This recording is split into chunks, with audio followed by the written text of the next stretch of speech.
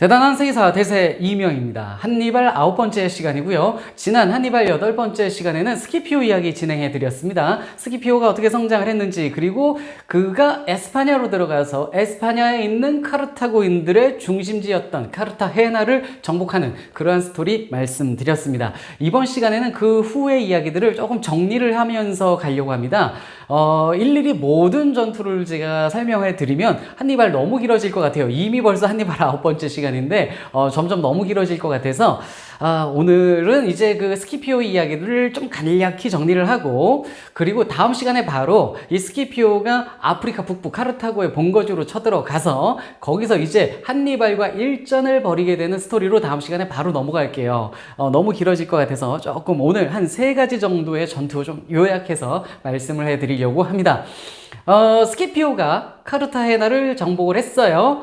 그 이야기 이제 뒤에 이야기 말씀을 드리도록 할게요. 당시 로마에서 한니발은 고전 중이다라고 지난주에도 말씀을 드렸습니다. 한니발이 로마의 지연전, 파비우스의 지연전에 좀 효과적으로 대처를 못하고, 그러면서 이 한니발이 점령을 했었던 일부 지역을 로마에게 다시 몇 개 뺏기는 일이 발생을 하게 됩니다. 본국에서의 지원, 이 한니발에 대한 카르타고 본국의 지원이 전혀 없는 상황이었고, 로마의 압박은 심해지면서 한니발이 무너지진 않지만 더 치고 나가지 못하는 약간 고전 중인 그런 상황. 이 로마의 한니발 모습이었습니다. 그럼 이제 에스파냐의 스키피오 이야기로 들어가 보도록 하겠습니다. 카르타헤나를 점령한 스키피오는 거기서 이제 더 치고 다닙니다. 한니발의 동생 하스두루발이 에스파냐에서 스키피오한테 이제 얻어 터지게 됩니다. 그게 바이쿨라 전투라는 건데요. 기원전 208년 당시 스키피오는 27살의 여전히 젊은 청년 장군이었습니다. 한니발의 동생 하스두루발이 카르타고 군대를 이끌고 스키피오 군대, 로마 군대와 이제 전투를 벌였는데, 이때 스키피오가 대승을 거두게 되고요. 한니발의 동생 하스두루발은 대패를 하게 됩니다. 그런데 하스두루발이 대패를 하기는 했는데 카르타고 정규 군대에 대한 손실은 그렇게 크지 않았어요. 주로 이제 죽은 게 용병들이었고, 카르타고 정규군은 좀 건재한 상황이었습니다. 이렇게 어쨌든 패배를 한 하스두루발이 물러나서 동생 마고 기억하시죠? 한니발의 막내 동생입니다. 마고도 당시 에스파냐에 들어가 있었잖아요. 둘째 형 그 하스두루발 구하러 도와주러 들어가 있었는데 동생 불러서 회의를 합니다.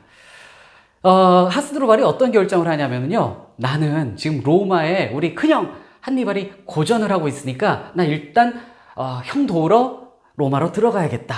이 에스파냐는 마고 네가 잘 담당하거라. 이래서 이 에스파냐 지역에 있는 군대를 규합하여 마고에게 맡겨서 스키피오에 대항하게 하고, 본인은 자기 형 한니발이 했었던 것과 똑같이 알프스를 넘어서 로마 북부, 이탈리아 반도 북부로 들어가기로 합니다. 이렇게 해서 로마, 이탈리아 반도 남부에 있는 그 형 한니발과 합류를 해서 로마, 이탈리아 반도에서 로마 본국을 괴롭힐 작전을 짜고 알프스를 넘기로 했습니다. 자, 이렇게 해서 하스두루발은 알프스를 넘고 마고는 또 군대를 모아서 에스파냐에서 스키피오와 대적하기로 한 상황이었어요. 자, 동생 마고가 온답니다. 한니발도 이제 기다리게 되죠.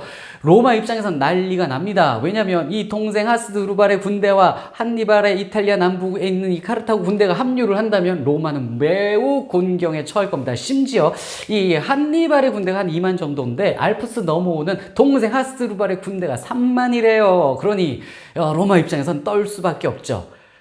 이 하스두루발이 알프스를 넘는데요, 형보다 잘 넘어요. 형보다 훨씬 빠르게 알프스를 넘게 됐는데, 이게 왜 이렇게 훨씬 빠르게 넘게 되냐면은 한니발이 넘을 때보다 알프스 산맥에 날씨가 좋았어요. 날씨 좋을 때 하스두루발이 가게 되었고, 또 하나 그 알프스 산맥 주변에 있는 갈리아인들이 이전에 형 한니발을 경험해 봤기 때문에 이 동생 하스두루발에게는 좀 더 적극적으로 협조를 해줬습니다. 그래서 하스두루발이 좋은 날씨와 갈리아인들의 협조 속에서 형보다 훨씬 편하게 알프스를 넘게 돼요. 그러다 보니 속도도 훨씬 빨랐겠죠. 그래서 알프스를 빨리 넘게 되는데 빨라도 너무 빨랐어요. 한니발의 예상, 남쪽에서 기다리던, 이 로마에서 기다리던 한니발의 예상보다 너무 빠르게 하스두루발이 넘어와서 미처 한니발이 동생 맞이하러 북상하지도 못했는데 하스두루발이 그냥 알프스로 확 넘어온 거예요.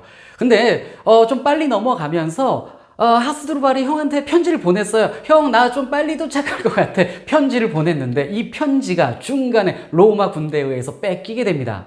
그래서 한니발은 미처 연락을 받지 못했고 하스드루발은 빨리 넘어왔고 이 빨리 넘어온다는 정보는 로마 군대 손에 들어가 버린 상황이었죠. 그래서 로마에서 넘어오는 하스드루발을 막으러 군대를 보냈는데 이 군대를 누가 몰고 나가냐면 클라우디우스 네로라는 인물입니다. 이 클라우디우스 네로라는 인물 기억하십니까? 지난 시간에 언급이 됐었던 인물이에요. 에스파냐에서 스키피오 형제가 패배를 하고 모두 전사했을 때 그 패잔병 수습하려고 먼저 급히 갔었던 그 인물이 클라우디우스 네로라는 인물이었습니다. 자, 이 인물이 당시 이제 로마에 들어와서 알프스 넘어오는 하스드루발 군대를 막으러 나가게 된 겁니다. 하스드루발은 알프스를 넘어오자마자 메타우루스라는 지역에서 로마군, 바로 클라우디우스 네로가 이끄는 로마 군대와 맞부딪히게 됩니다. 이때가 기원전 207년이었어요. 이 싸움을 메타우루스 전투라고 하는데 이 전투, 이 과정에서 하스드루발이 결국 로마 군대에 의해 전사를 하게 됩니다. 사실 이 하스드루발 군대 분위기가 나쁘지 않았어요. 일단 3만 명 가지고 알프스 넘는데 갈리아인들이 합류를 해서 알프스를 넘어왔을 때는 5만의 군대였다고 하는데 로마 군대에 맞서 싸울 때 결국 패배를 하고 맙니다. 하스드루발 자체가 매우 뛰어난 장군은 사실 아니었거든요. 클라우디우스 네로 군대에 맞서 싸우다가 패배를 하게 되는데 제가 지난 시간에 자막으로 띄워드렸을 거예요. 클라우디우스 네로를 설명해 드리면서 이 인물이 하스드루발을 죽이게 된다라고 자막으로 띄워드렸었는데 이 하스드루발, 알프스 빨리 넘어온 건 좋았는데 결국 이 네로 군대에 의해서 죽음을 당합니다. 죽을 때 패전을 이미 직감을 하게 되고 전세가 기울게 되자 하스드루발은 카르타고 정규군의 이 좋은 장군 갑옷으로 딱 무장을 하고 장렬하게 적진으로 뛰어들었다라고 합니다. 그래서 장렬하게 멋있게 죽었다고 해요. 당시 목격한 사람의 이 기록에 의하면 한니발의 동생으로서 전혀 부끄러움 없는 죽음을 맞이했다. 이렇게 기록이 되어 있는데 어쨌든 카르타고 입장에선 매우 큰 손실이었죠. 알프스 넘어오자마자 그냥 박살이 나버렸거든요. 이 3만 명이 전멸했다고 합니다. 한니발이 이거 어떡합니까? 로마에 있는데 동생이 오다가 그냥 죽어버렸어요. 이런 상황이 발생을 했죠. 한편 또 에스파냐 상황은 어떠냐면요. 에스파냐에 지금 막내 동생 마고 있잖아요. 얘도 또 스키피오한테 얻어 터집니다. 이 스키피오 아프리카누스와 싸우는데 이 싸움이 일리파 전투라는 거예요. 기원전 206년이었고요. 스키피오 군대 4만 8천과 마고 군대 7만 4천이 싸운 거예요. 압도적으로 마고, 카르타고 군대가 많았고 로마 스키피오 군대가 숫자가 적었음에도 불구하고 스키피오의 뛰어난 지휘력으로 마고 군대를 물리치게 됩니다. 스키피오가 대승을 거뒀던 그런 싸움이 바로 일리파 전투가 되겠습니다. 이 싸움으로 스키피오는 더 이 명성을 높이게 돼요. 에스파냐 씹어먹고 다니는 거거든요. 마고가 박살이 났습니다. 당시 스키피오의 나이 29살. 그리고 30살이 된 스키피오는 로마에서 집정관으로 취임을 하게 됩니다. 30살 집정관 하기엔 너무 어린 나이예요. 안 되는 나이인데 로마인들의 엄청난 지지 속에서 30살의 나이에 집정관이란 자리를 차지하게 되었고 집정관이 된 스키피오는 무엇을 주장하냐면요. 로마 군대를 이끌고 바로 아프리카 북부 카르타고 본거지로 쳐들어갑시다 라는 주장을 하게 된 겁니다. 자, 이 스키피오가요. 2차 포에니 전쟁, 이 한니발 전쟁이 일어났을 때 나이가 16세, 17세 막 그때였잖아요. 한니발이 로마로 넘어와서 알프스 넘어서 로마, 이탈리아 반도로 들어왔을 때 그때 스키피오 나이 17살이었습니다. 17살 나이에 아버지 구하고 막 이랬었잖아요. 그 청소년기에 한니발을 보고 자란 한니발 키즈입니다. 이 스키피오와 함께하는 로마의 스키피오 또래 이 장교들이요. 모두 한니발을 보고 자란 이탈리아를 쳐들어온 기발한 한니발의 전술을 보고 자란 한니발 키즈들이에요. 얘네가 한니발 보고 그대로 배운 겁니다. 그래서 한니발의 최대 어떤 그 피교육생, 한니발의 최고의 제자 스키피오일 수도 있어요. 스키피오가 한니발이 한 것처럼 카르타고에 맞서 싸우는 겁니다. 한니발이 로마에 했던 것처럼 카르타고 해버리는 거예요. 당시 옛날에 한니발이 알프스 넘어서 바로 로마로 쳐들어오는 이 뒤통수 치는 작전 했잖아요. 여기서 스키피오도 바로 카르타고 본국 치고 아프리카 북부로 들어가자는 주장을 하는 겁니다. 그런데 원로원에서 반대를 해요. 이건 안 될 일이다. 왜냐면 자, 아프리카 북부에 들어가면 우리 로마의 동맹 세력은 하나도 없다 이거예요. 사실 에스파냐나 로마, 이탈리아 반도 이쪽에는 좀 협조해주는 세력들이 있는데 카르타고 있는 그 아프리카 북부는 카르타고 본거지고 이 로마 지지 세력이 없기 때문에 가면 고전을 하게 될 것이고 가서 패전을 하면 그 군대를 파견한 원로원이 책임을 져야 되기 때문에 이거 싫다 이거예요. 그래서 로마의 정규군을 이 스키피오에게 줄 수 없다 이렇게 반대를 합니다.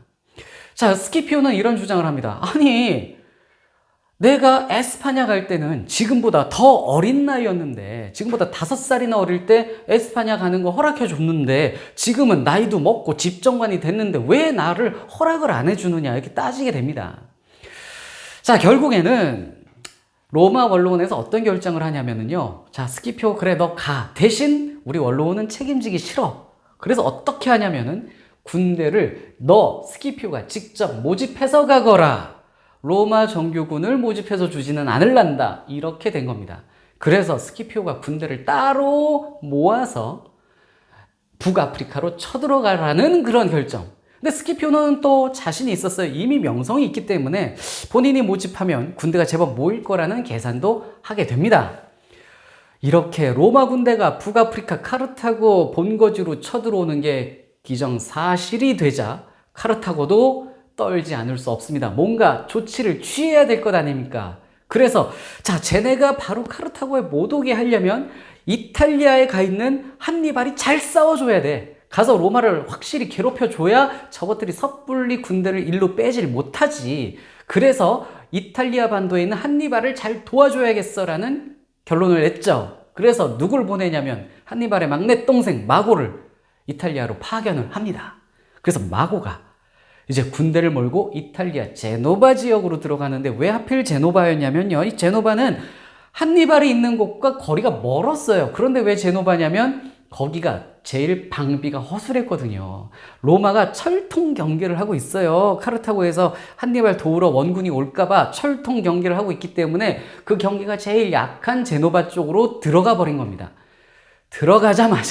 들어가자마자 마고는 또 싸우게 돼요. 마고가 제노바로 들어간 해가 기원전 205년인데 들어가자마자 로마군이 쳐들어왔고요. 거기서 마고가 로마군에 맞서 싸우다가 대패를 하고 마고 스스로도 엄청난 부상을 입게 되었다라고 합니다. 중상을 입게 돼서 제노바로 들어가서 이제 문 걸어 잠그고 나오질 않아요. 자, 마고는 그렇게 약간 고립된 상황. 한니발 고전 중. 그런데 이제 그 다음에 기원전 204년 스키피오 군대가 대군을 이끌고 35,000의 군대를 이끌고 아프리카 북부로 상륙을 하게 됩니다. 자, 이제부터의 이야기. 다음 시간에 본격적으로 북아프리카에서 스키피오의 활동, 그 다음에 한니발의 귀국으로 인한 또 전투, 다음 시간에 자세하게 또 말씀드리도록 하겠습니다.